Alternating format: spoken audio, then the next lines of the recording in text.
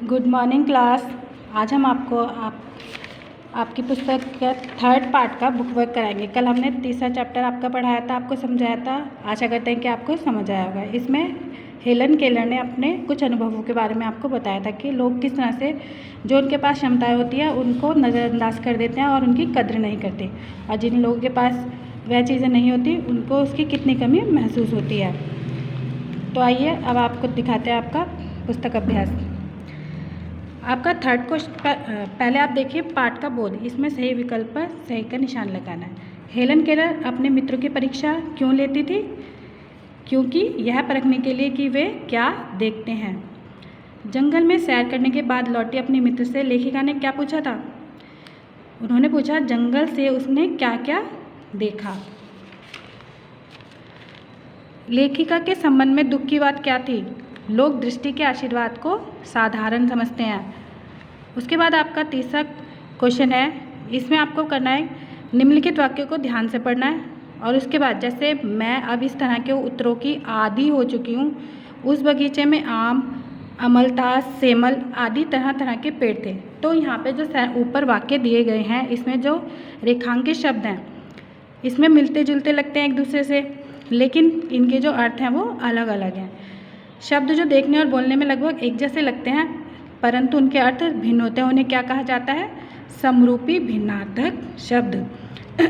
ऐसे ही आपको नीचे कुछ शब्द दिए गए हैं, इनसे आपको अपने आप वाक्य बनाने हैं और उनका अर्थ इस तरह से वाक्य बनाने कि उनका जो अर्थ है वो स्पष्ट हो जाए।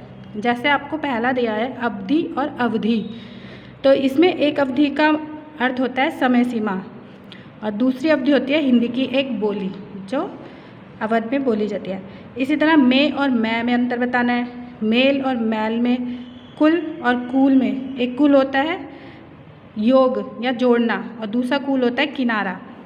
इसी तरह और, दिन, दीन, सिल, सील, ग्रह, ग्रह।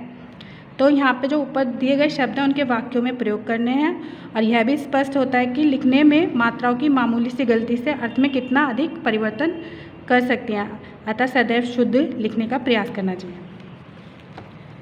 चौथा प्रश्न आपका है, पाठ में जो स्पर्श से संबंधित कई शब्द आए हैं, नीचे ऐसे ही कुछ शब्द आपको दिए गए हैं।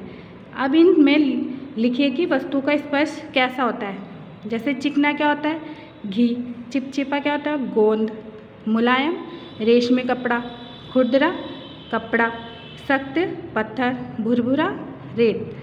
प्रश्न 5 है आपका, अगर मुझे इन चीज़ों को छूने भर से इतनी खुशी मिलती है तो इनकी सुंदरता देखकर तो मेरा मन मुग्ध ही हो जाएगा। इस वाक्य में रेखांकित शब्द संज्ञाएं जो क्रमशः किसी भाव और किसी की विशेषता के बारे में बता रहे हैं। ऐसी संज्ञाएं भाववाचक संज्ञाएं कहलाती हैं। भाववाचक संज्ञाओं का संबंध किसी की दशा और किसी कार्य से भी होता है। भाववाचक संज्ञा शब्दों की पहचान यह है कि इससे जुड़े शब्दों को सिर्फ महसूस किया जा सकता है, देखा या छुआ नहीं जा सकता। अब नीचे इसी से जुड़ा आपका प्रश्न है, नीचे लिखी भाववाचक संज्ञाओं को पढ़ना है और उन्हें समझना है। ये शब्द संज्ञा है, विशेषण है या क्रिया, इनमें से किससे बने हैं और इन्हें पहचान कर हमें लिखना है। जैसे मिठास, मिठास है एक विशेषण। शांति विशेषण। बुढ़ापा संज्ञा शब्द है। बहाव क्रिया। भूख विशेषण। भोलापन संज्ञा। घबराहट एक क्रिया है। फुर्ती विशेषण है। ऐसे ही नीचे लिखे शब्दों से हमें भाववाचक संज्ञाएं बनानी है। मनुष्य से मनुष्यता। ईमान ईमानदारी। बालक बालपन। छटपटाना छटपटाहट। शिशु शैशव। सर्व सर्वदा। कुलीन कुलीनता। नीला नीलिमा। आप सभी को ये कार्य अपने सब्जेक्ट कॉपी में करना है और सफाई से करना है। आपकी कॉपियाँ चेक करने के लिए मंगाई जाएंगी। Thank you.